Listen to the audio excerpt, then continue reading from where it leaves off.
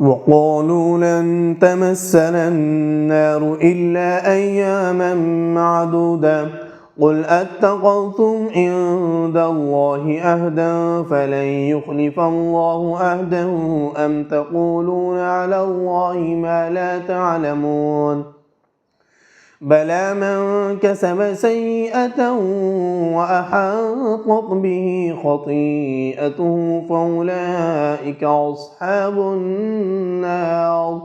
هم فيها خالدون والذين آمنوا وعملوا الصالحات أولئك أصحاب الجنة هم فيها خالدون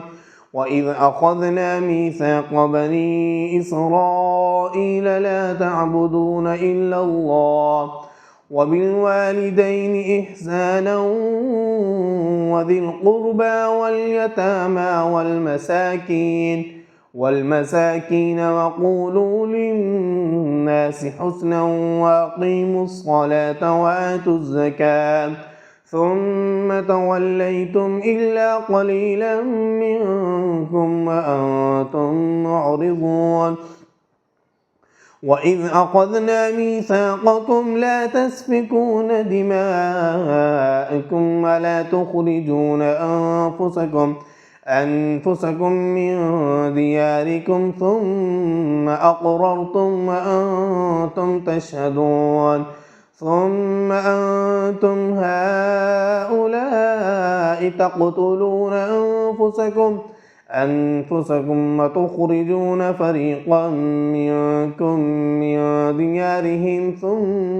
من ديارهم تظاهرون عليهم بالإثم والعدوان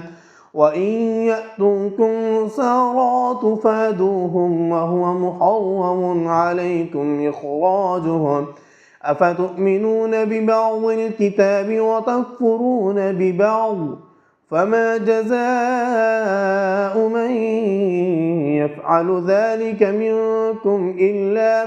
إلا خزي في الحياة الدنيا ويوم القيامة يردون إلى أشد العذاب وما الله بغافل عما تعملون.